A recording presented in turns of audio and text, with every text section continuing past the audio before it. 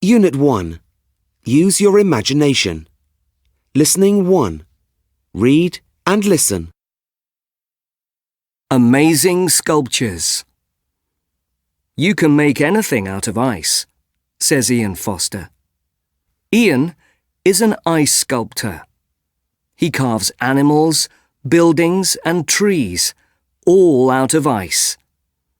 The biggest ice sculpture he ever made was an entire castle. Each sculpture begins with a piece of paper, a pencil, and Ian's imagination. He makes drawings of the sculpture and imagines it from the front and back and from every side. Once he is happy with his idea, he starts to work with his tools on a big block of ice. I have to wear a thick coat and a fur hat to work, even when it's hot outside. The temperature in the studio is always close to freezing. Otherwise, the sculpture would melt. It's like working in a big fridge. Most of the sculptures are made for special occasions, weddings, town festivals, or parties in big companies. The sculptures are taken to the party in refrigerated vans. Once they are taken out of the van and put on show, they begin to melt.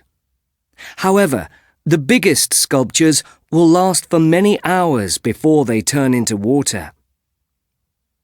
Does Ian feel sad when his sculptures melt? Not really, he says, because I am already thinking about the next sculpture. Melting ice is not a problem for Mike Evans. He is a sand sculptor. Mike started making sand sculptures 24 years ago, and for the last 16 years, sand sculpture has been his full-time job. He works with a team of sculptors.